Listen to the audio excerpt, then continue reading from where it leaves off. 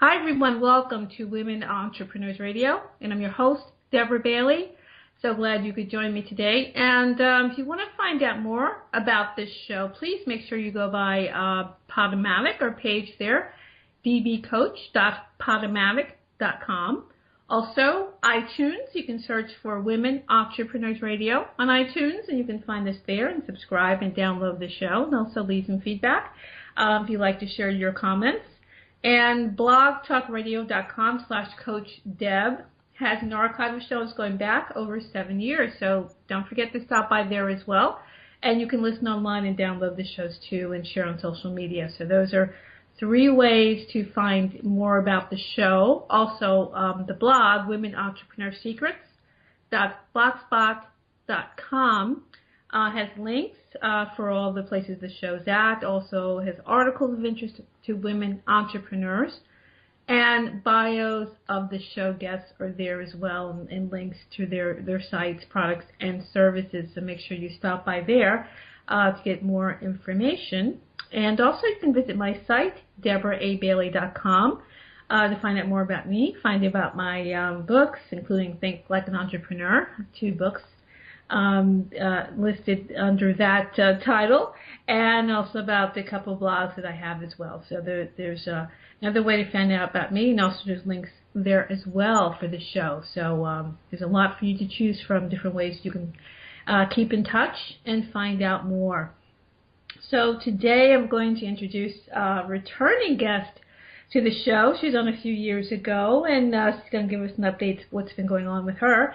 And Heather Stouffer created Mom-Made Foods because she believes in convenient meals that do not sacrifice quality or nutrition, and that kids should be able to eat delicious foods without added junk. Inspired by kids and the familiar recipes they love, Mom-Made Foods uses only the freshest quality ingredients, such as organic products and meats raised without antibiotics, all sourced in the USA. So welcome back, Heather. I'm so glad to have you here. Thank you so much, Coach Deb. I appreciate it. So, if you could just share, what inspired you to go into this business. I hope that folks who listen in will also check back to Blog Talk Radio to listen to your first show. But, if you could just share with folks, what brought you to decide to start Mom-Made Foods? Well, as a mom, I've got 2 kids, and as a working mom, I found myself in so many situations, Coach Deb, that I really struggled with getting a healthy meal on the table, particularly dinner time. And, as you feel guilty enough as a working parent, and I just was so frustrated by the convenient, quick options that were available in the store. They were all loaded with food coloring and preservatives, and they were foods that I wouldn't eat, and I certainly didn't feel good about feeding to my kids. So off I launched on this journey 10 years ago. It's hard to believe it's 10 years. But my husband and I decided, well, let's just give it a go at the local farmer's market and make frozen meals geared towards kids, and freezing's our preservative, make them organic, and take kid favorite recipes and make them healthier, and let's see what happens. And now 10 years later, we're in thousands of stores nationally, and it's been an awesome journey. Wow, that's fantastic, and really especially timely, I think, these days, because people are really so focused on food and where it comes from, and particularly what they're feeding their families. So, this is definitely something I'm sure that people are very interested in. Getting something fresh and knowing where it's from is really important. And, I think that what you did, even not to say that people didn't care about food back then, but, seeing like you're just right in the heart of it now, it seems like it's just a perfect time for you to be doing what you're doing. Yeah, no, I think, when I was first researching the business idea back in 2005, 2006, I found that there were, not only my friends and family and neighbors who were struggling with the same things that I was, but now it's thousands of parents nationally childhood obesity is an epidemic in the U.S. It's just, and the awareness to what we're putting into our bodies, and particularly our children's bodies, is becoming more and more apparent, fortunately, which is good. It's not a problem that we're going to solve overnight, the obesity epidemic, but certainly consumers are becoming much more educated. Exactly, and I think that's really great.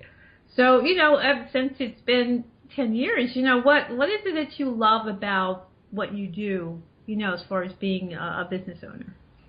Well, it's everything that we do here at Mom Made is very personal for me.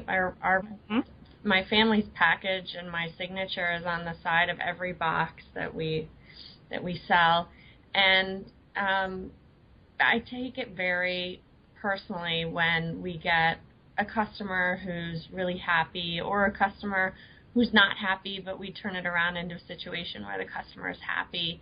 And,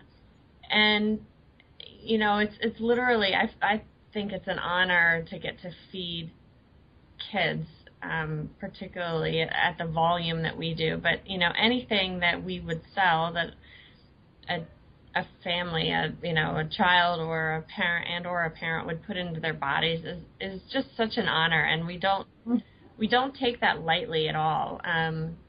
So, every day I have to pinch myself because it's, certainly there's all aspects to running a business that are a huge part of my day every day. But ultimately what I love about this is that we're making kids healthier, and we can feel really good about the products that we're selling, and what the Mom Made brand stands for. And I'll just ask a quick question about that, because it just seems that now lately so many people talk about branding and things like that. That's a word you hear everywhere, even personal branding. How much when you were creating the Mom Made foods, how difficult was it for you to find a way to brand what you were doing, so that people would know right away where you were coming from? Back when we named the company?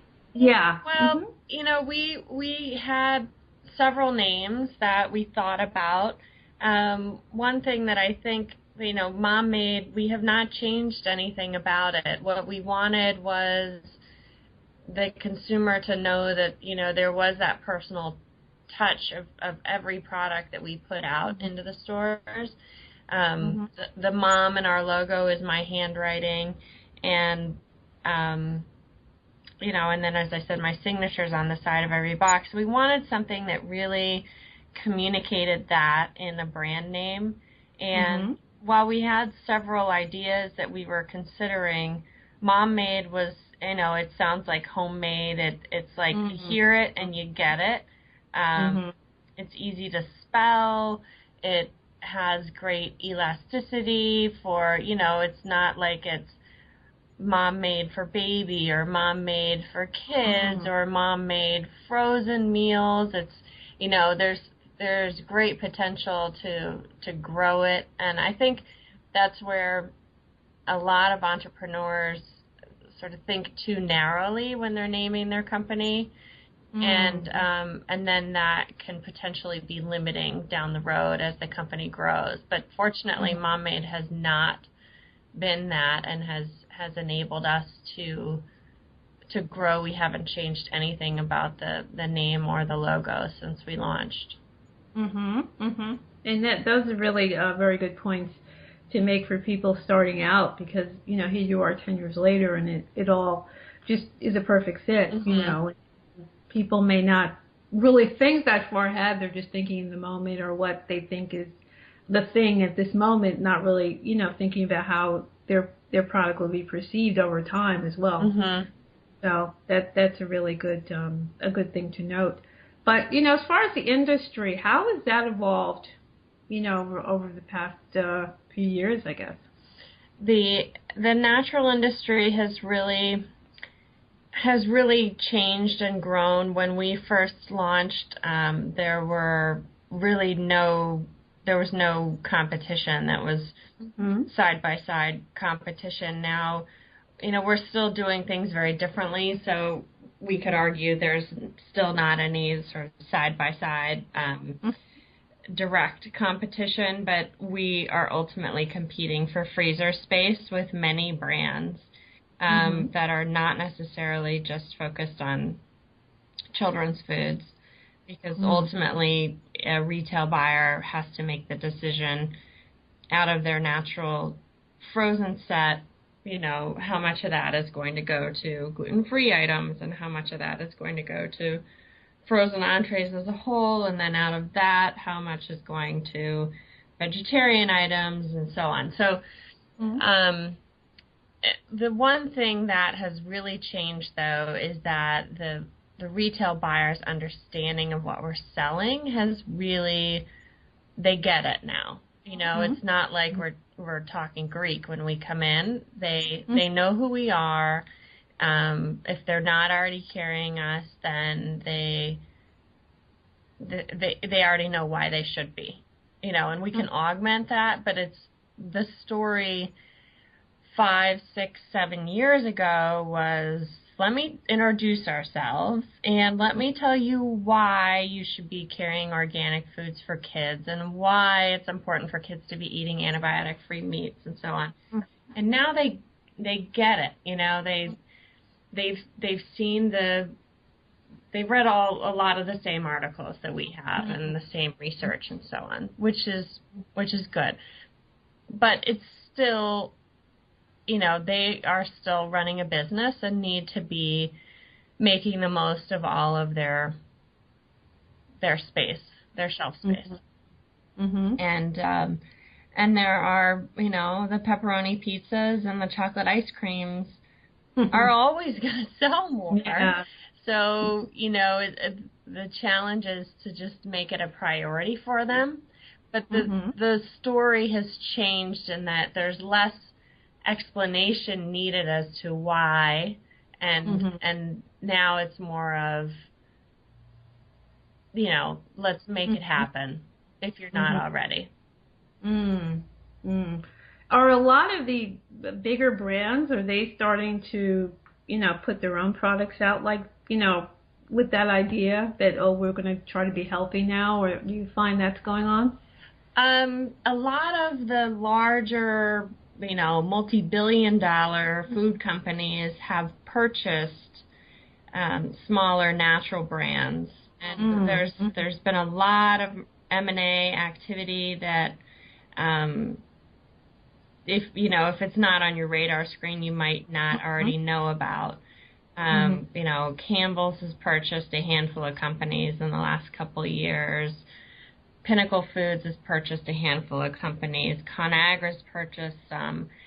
They all are wanting to get into it, and so that is also changing the landscape as well. Wow, that's interesting. I'm sure that the smaller companies that are more personable, that are closer to what they're doing, always have, to me, I would think as a consumer, they always have an advantage. Does it look like that from your position? Yes and no. I think the consumer does trust the smaller company more with, ingredient sourcing and really looking after what they're procuring, and then how, what the nutritional makeup is and so on. I think I'd like to think that the smaller companies are, they're smaller, so they can take less risk than the bigger companies who are going to, push harder because they've got robust research and development teams and so on to, really tweak the product and ingredients, more focused on cost, less focused on nutrition than the smaller companies. But I think there's also the challenge the bigger companies have with gaining the trust of the health-minded consumer because of what I just said. Right. Mhm. Definitely. Like, I think there's definitely distrust in that. Right. But, There's the whole non-GMO discussion, and if it is organic, is it organic and healthy, or is it just organic? Mm-hmm. It can still be organic and loaded with fat and sugar and no protein and so on, or is it organic and healthy? Mhm. Exactly. So, I think that's very interesting because people used to kind of make fun of people who, wanted to eat healthy. It's kind of ridiculous. Right. Call people health nuts and things like that. And now suddenly it seems that has shifted quite a bit here. So, right.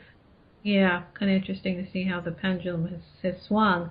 But, as far as working in the grocery industry, how is that? Actually, what are the challenges that you feel, or even the real positives? Well, the positives are that, as I said, the buyers appreciate what we're doing, what our brand stands for, that we are making kids healthier, and it's pretty cool too that we can make parents' lives a little easier.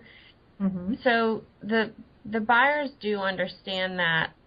Ultimately, though, the grocery industry is frustrating in that it's really about real estate. And people who are going into, launch a food company don't know that. But, if your product is going in, then another product is coming out.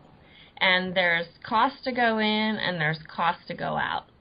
And, so it's a very, very competitive game that the grocery retailers play, and some of them play it more fairly than others. I'm not going to name any names, but some of them really take the high road and are wonderful to work with, and some are really, really challenging to work with because all they really care about is the bottom line. Okay. So for someone who's listening and wants to think that, as we had touched on before we started, they've got the best brownie recipe ever. And they're so they just think they want to just jump out there. I mean, what should they keep in mind? What kind of advice would you give those people listening in who really feel like they want to jump out there with a product? Well, a few things, Coach Deb. One, there is a fantastic book that I treated like my Bible the first few years in business called From Kitchen to Market by Stephen Hall. And it's wonderful because it just points out that, if you've got a great recipe for soup or brownies or whatever it is that works really well in your kitchen, it's very, very different to make a product on a larger scale, which ultimately you have to do, or else, you're not going to be making any money. So it needs to be a recipe that can be mass-produced, and there's a lot that comes along with converting a recipe into, something that's produced on machines instead of hand-stirred and so on. It can still use the same ingredients. It's just a very, very different process. And so I think Stephen Hall's book does a great job of that. The one piece of advice, whether they're starting a food business or really any kind of business, is to get as much advice as you can. There are so many free, wonderful resources out there, like your podcast, like the small business development centers around the U.S., SCORE, which is Senior Corporate Retired Executives or something like that, is a wonderful resource. And really just, getting feedback. There's no secret. There's no, I can't share my brownie recipe because somebody might copy it. Ultimately, what you have in the food business is your brand. And, you know, we're making a mac and cheese and spaghetti and meatball and then a whole line of meatballs and so on. And, you know, it's a food recipe. So if you know what you're doing and you're, you know, a well-trained chef, you can go try to recreate anything. And so, you know, while formulas are certainly proprietary and very confidential information because you want to make it as hard as possible as you can, right. At the end of the day, what you're doing and going into the food business is launching a brand with products that, you know, either you're going after quality, taste, price, you know, whatever issue you're addressing, or maybe it's a blend thereof. It doesn't matter because you're still selling your brand. That's interesting because I think that people may not even realize that to start out with. Right. Yeah. Well, and a lot of people have asked us through the years, you know, do you do any private label? Private label would be, you know, for any major grocery chain, they come to us and say, you know, will you make your meatballs for us under our, you know, natural ingredient label? And the easy answer would be to say yes, but the strategic answer for us is no, because that takes away from us focusing on our brand. Okay. That makes sense. But I think someone who isn't aware of all the ramifications may not realize that. You know, going in, they may just see, oh, this is an opportunity, but then they can't, you know, they're not seeing it from this other perspective yet. Right. Actually, so I think that's a really good point, and also the book recommendation, because I guess for some reason, I don't know, it just seems like it's easy. I mean, I know it's not, but I don't know if it's, you know, shows like Shark Tank or things that it always seems to come across that, oh, someone's just made something and right. Suddenly it blows up, and I'm like, I think it's more involved than that. Oh, no, very. And, you know, really the hardest part, Coach Deb, is getting on the shelf and then staying on the shelf. It's one thing to get your product into the stores, and that's hard. That's really hard when you're starting from zero. Don't get me wrong. Very, very hard. Particularly for us, it took years. There are some chains, I think the longest that it took us to get into one chain was 7 years. From the first meeting to when we actually got on shelf was 7 years. Oh my goodness. Very, very hard. But then once you're in, then it's, you know, you really have to be promoting and marketing, and you can't have products sitting on the shelf. Okay. That makes sense. I think a lot of people may not think what happens next. Right. They think, great, I'm done. You know? Right. Right. I'm in, but then what happens next? That's the important question. Yeah, I mean, if you even take a minute to breathe, then you're out. Oh, my God. Yeah. Oh, my goodness. And 7 years, that takes a lot of perseverance and knowing what you want and, you know, how you have to go after getting it. Right. Definitely.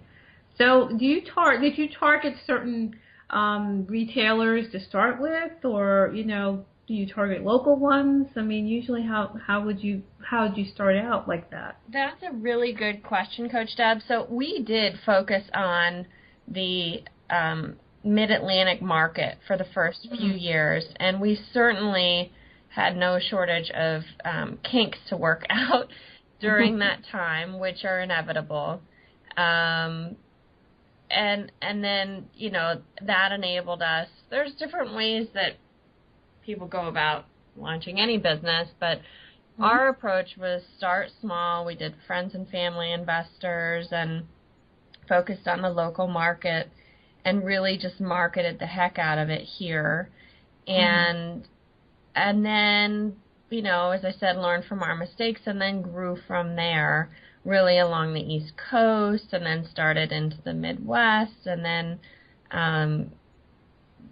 really over the last couple years have grown nationally. So actually I'd say the last 3 years it's been concentrated on the national growth. And so that's the way that we did it, because it was just easier to manage the problems initially when they were closer to home. And the learnings, you know, to literally be able to go into the stores and see, oh gosh, it's not selling because it's not on the shelf. It's still back in the freezer, you know, in the back of the store, or it is on the shelf, but it's on the top shelf. And, you know, why don't I talk to the grocery buyer and see if we could get it on the middle shelf? And so those kinds of things, there was a lot of learning the first few years. Wow. So is everyone in the family involved in the business? No. My mom was my inspiration. She's, you know, brought up me and my brother to be very interested in food and very involved in the kitchen from a young age. When my parents divorced, she gave us a lot of responsibility in the kitchen. And now my brother is a professional chef, and he's married to a chef.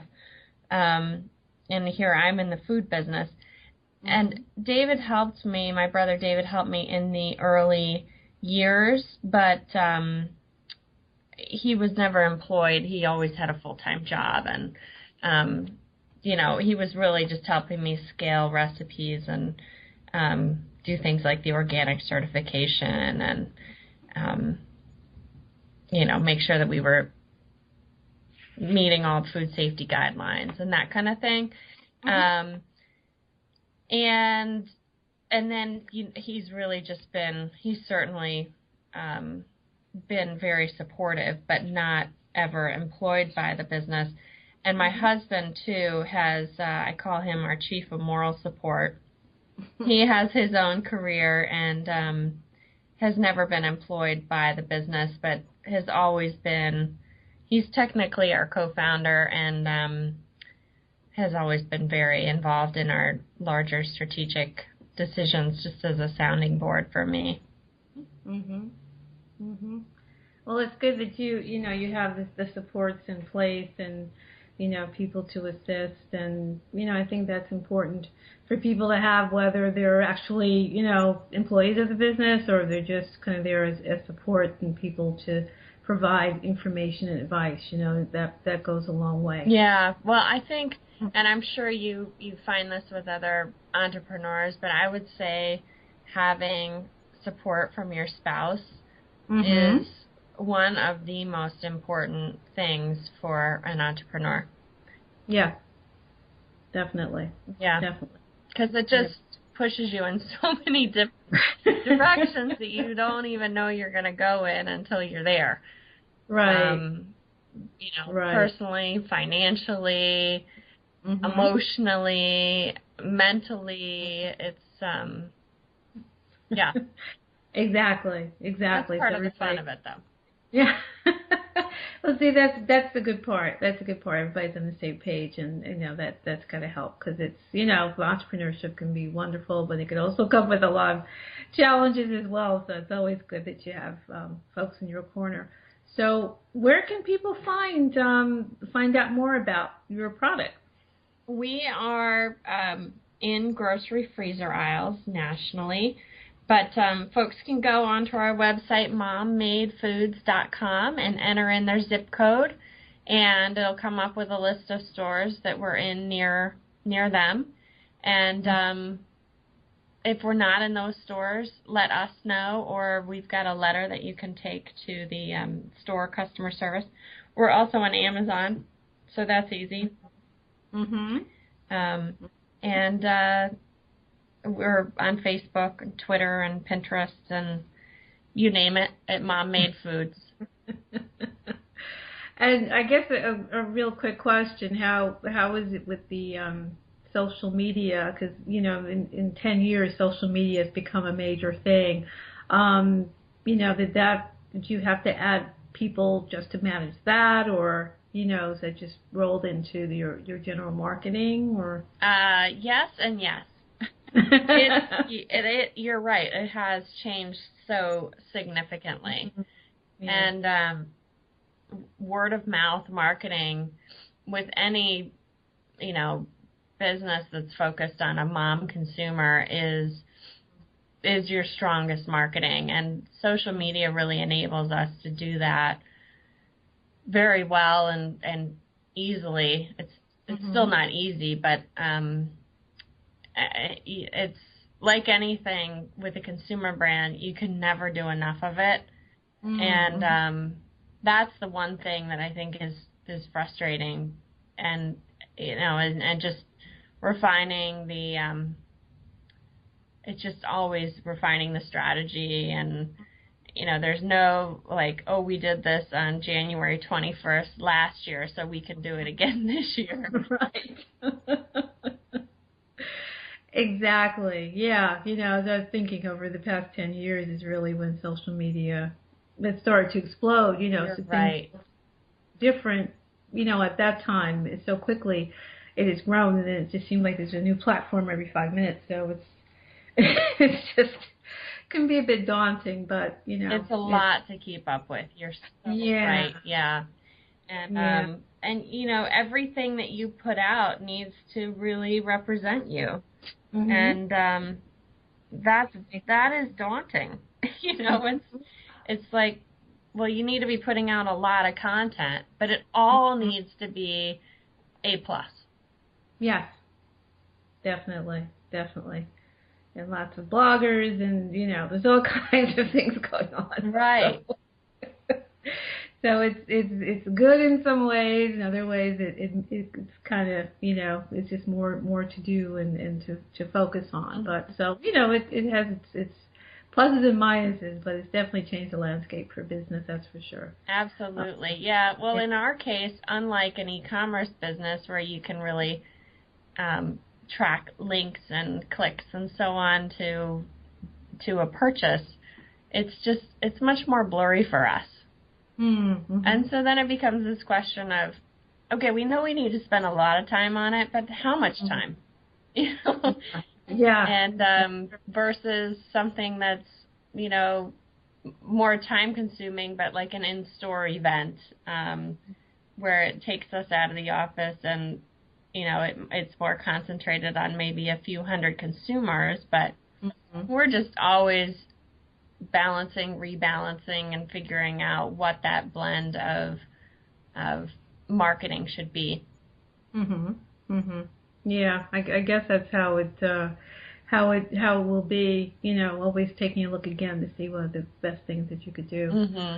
So right now that definitely comes with the territory, I guess. But for 10 years, you have your thing going very successfully. So I think that's fantastic, and I'm really glad that you could come back and join me again and just share more insights and updates on what's happened with Mom Made Foods. And we'll certainly be keeping track of you and your products and checking them out. And I just want to thank you so much for returning to the show. Thank you so much, Coach Deb. Thanks for having me. Okay, everyone, I know you've enjoyed this show, so please make sure you share it on social media. Tell your friends to listen in.